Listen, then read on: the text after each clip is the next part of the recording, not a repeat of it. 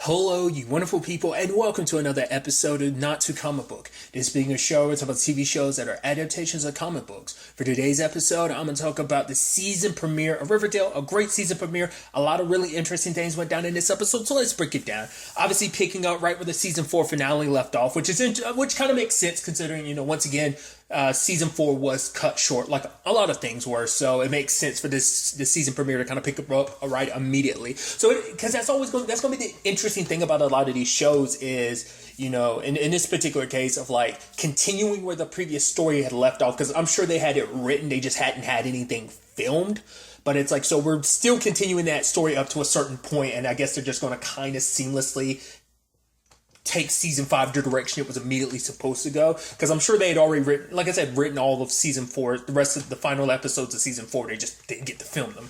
But regardless, we're picking up, continuing this mystery about the person behind those videotapes. But obviously, there's no clear sign, because obviously they checked into Mr. Honey. It turns out he's okay, so I was like, oh, that worked out in his that worked out, because that would have really sucked after you guys getting him fired, and then some people dress up in masks and brutally murdered him. Just it would have sucked. But along with that, obviously they find some tickets that are like Blue Velvet, so it's about the Blue Velvet store that's up to that shady shit. So they want to look into that. He ends up getting brought in for questions, but it's like, he's not really giving any answers. One thing I keep looking at the entire time, I'm like, we know Charles is no good because him and Chet are like, we know that was a whole thing. And it's like, for that still not to have, like, he has to be behind the tapes, right? You would assume so, because that's still a plot line we have not dealt with. Like, they met up like together like once in season 4 to be like, oh, our nefarious plans, and we've never cut back to that. To my recollection, I could be wrong, but I think that one time the meeting up in season 4 was like the only time. So it's like they've definitely, because we still yet to circle back to that. So I'd assume it'd have something to do with all these tapes. But nevertheless, obviously, to kind of get closer to figuring out this whole situation, kind of figure out what Blue Velvet's really up to, they end up talking to Brett, which I thought was kind of interesting, because if you haven't caught the fourth and final season / part of Chilling Adventures of Sabrina, the actor who plays Brett, as well as like 2 of the other actors from Stone Prep, also pop up. They're only in 1 episode, and it's only for like 2 scenes, but it's still kind of like, because obviously Chilling Adventures of Sabrina has kind of done that, at least in the aspect of you were using certain actors from Riverdale. Regardless, it's a tangent. No, I'm going on a tangent, but it just immediately made me think of that. So now you have Betty and Jughead making a snuff film with the help of Cheryl and Reggie to, sell, so that they can use that as an opportunity to get inside, because basically the Blue Velvet kind of has like gathering party exclusive of like, hey, let's watch some snuff films, which is super messed up, but it's like you need a snuff film to get in there. Part of me was almost thinking like, I guess they don't have that video anymore, because I'm sure it's evidence, but I was about to say like, couldn't they just, it's kind of effed up, I was like, couldn't you just use Clifford killing Jason as it? But I think I forgot that was already kind of circulating anyway, so you need something new and fresh, I guess. But their snuff film, quote unquote, was immediately saw as fake. But so Betty's backup plan was to bring a home videotape of her dad when he was younger. It's like, yeah, here's a video of the Black Hood when he was younger. And it's like, yeah. And it's like, because she had said like she had a backup plan. I was like, what was that? I thought it was like, it didn't even cross my mind to think like, oh yeah, you'd use that, which is gotta leave you with some complicated stuff. Because one, yeah, that's still your dad regardless. He's not around anymore, especially because you spent so much of your life thinking of your dad in one way and finding out he's another. And especially it gets even more complicated because he is your dad, and you got to see this darker side of him. It made, obviously we've seen Dark Side Betty as well, so I'm sure all that kind of resurfacing probably hits in many different regards. It's probably not just like one single way of like, oh, this is my dad and like he's a terrible person. Like, I'm sure there's a huge complex of emotions in that regard. They end up going to the party, at least Betty doesn't, sneaks Jughead in. I was super surprised when they ran into ran into Jelly Bean, because at first I was like, this kind of makes sense. I don't remember if I brought this up last season. Jelly Bean's been giving me these weird vibes since last season, because I think she ended up finding like one of the tapes or something like that, and they caught her watching it. Wasn't that it? It's been a while, so I forgot. It's just like, I don't know. It's just like every time she just pops up in the story, it just seemed a little weird, that I'm like, maybe, I mean, Jelly Bean's not the most well-adjusted kid, even though she might seem like she is. I mean, to be fair, no one in Riverdale is. But, I mean, especially her situation, obviously, like, kind of all the stuff she got mixed up in with her mom and everything. So it's like, she's not the most well-adjusted kid, so I wouldn't be too surprised if she's connected. She's saying, like, oh, some friends, a brother of a friend of mine was talking about some rave. I didn't know what I was getting myself into. She's like, I've never been to a rave before, but Jughead's like, just never going to some X-rated rave, especially if I end up going to school to Iowa. Promise me that. It's like, I promise. So it's like, whether we find that, like I said, I'm waiting for the other shoe to drop to be like, oh yeah, Jelly Bean's connected to all of this. I just get that feeling. She's kind of rubbed me the wrong way since last season. It just seems something like was off of her. It could easily just be like, I'm reading too much into it. She did just happen to be there. It just seems too coincidental that you just happen to be at this very exclusive, like, snuff party, you know? But, like, I don't know. But regardless, so there's that side of things. Doesn't really work out for Jughead and Betty, because it kind of leaves them nowhere at the end of the day.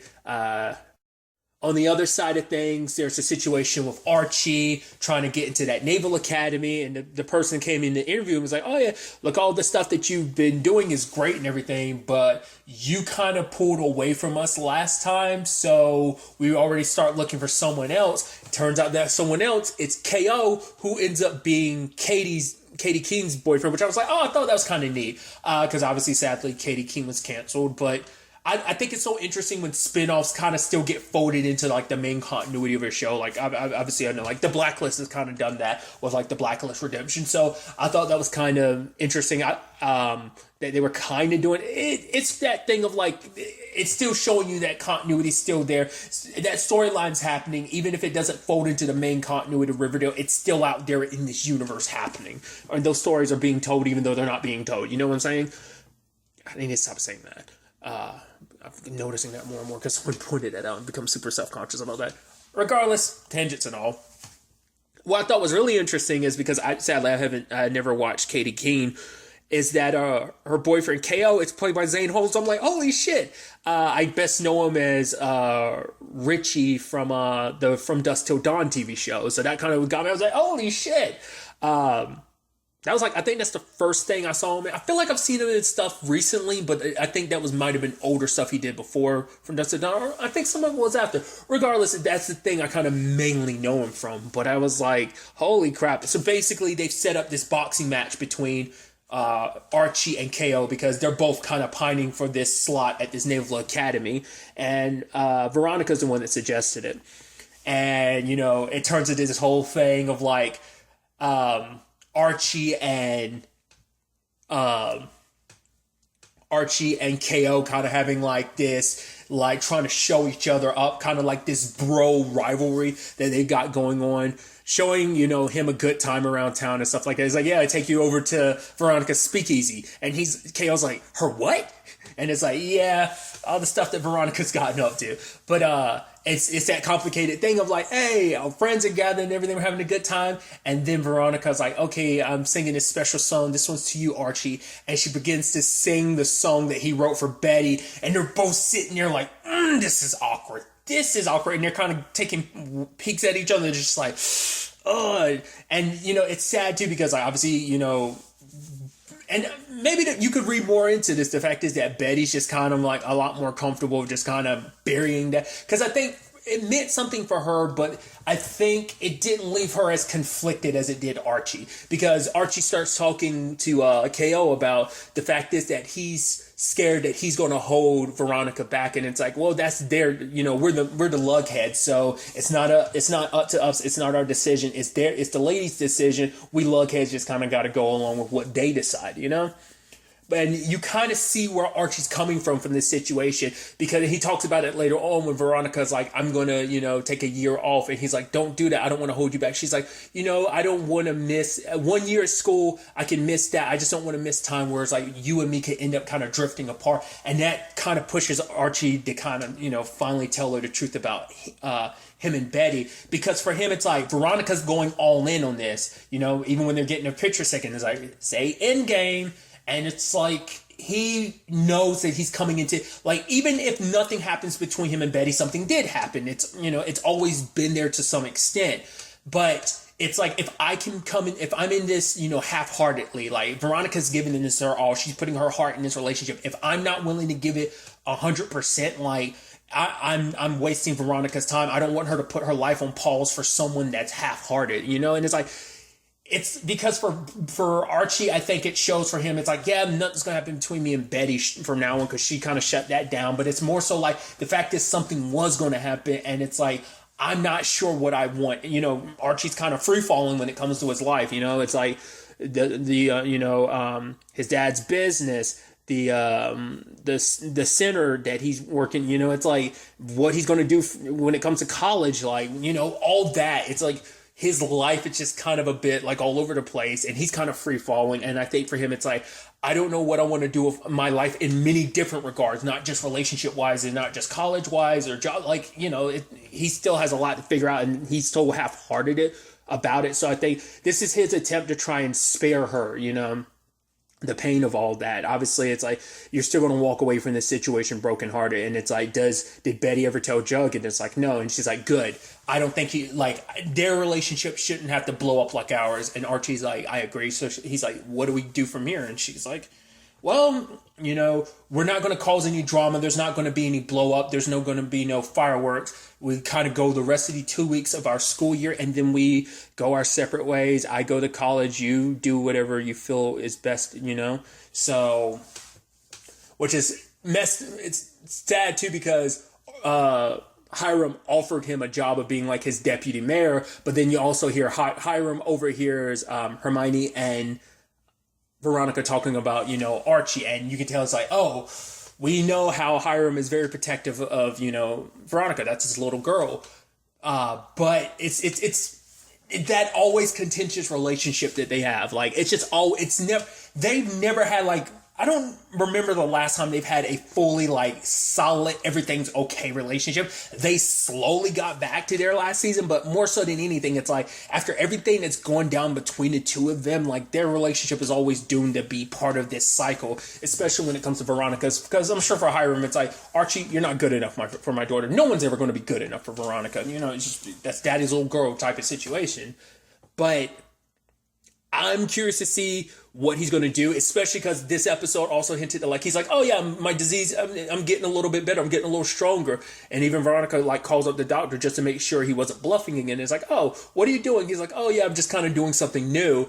And we find out that he's basically brass knuckling up and kicking people's asses, which is interesting considering Archie went down the vigilante route, was kind of doing a similar thing. So just the parallels between that. And now that he's kind of getting back in fighting shape, and he knows, like, oh, like, I'm good. Like, I think for him, it's like that hatred, that blood pumping, fist beating someone up, like, it's keeping him healthy,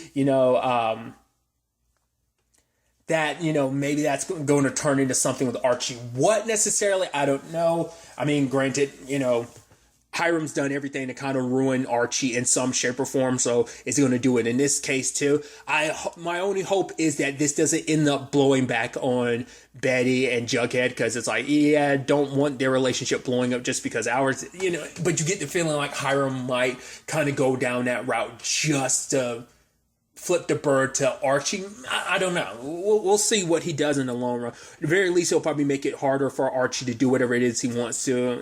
He has the power and reach to kind of do that type of thing, especially as mayor. So we'll see kind of how things go out. But because obviously all of this was weighing on Archie to the point he was even telling, like, because the dude was like, yeah, you can always reapply and fall. And he's like, I'm not going to apply to your school again. It's like, I get it, you're hot blood and everything, son, but it's like, I'm not your son. And he just kind of walks away. He's like, I'm not going to apply to your school, because this was his only option considering everything that went down, obviously in season 3 and season 4 for him. It's like so much went down that it's like he's farther behind. Like, because amongst his friends, he's the only one kind of being left behind to a certain extent because they've all got their plans, like at least the next stages of their lives figured out. Archie's the one that's still kind of like, I don't know what's going to happen with me, you know? So that's a whole mess of a situation. Then you have the Cheryl and Tony thing, which I love the whole thing of like Cheryl wanting to be prom queen and she wants Tony to be her queen. And, you know, Kevin's like, yeah, I actually have no interest in being prom king, but Fang kind of wants to, so I'm going to sign up. And then Cheryl's like, no, I've basically been waiting my entire life for this. And as my friend, I know that you will support me. And it's like, thank you, Kevin. Thank you for being so understanding as my friend. I knew you'd understand. And Kevin's just walking away, turning back to her. She's like, So it's like, once again, it's Cheryl. She's going to get what she wants. But this is complicated for Tony because Tony's like, you know, my grandma, I came out to her, but she's still not too keen on the whole me being gay thing because Cheryl wants to throw a party and it's like, hey, obviously you spend enough time around my family. Granted, the only family she's really got left now is Nana Rose, and that's all the family she really needs in her mind, I'm sure.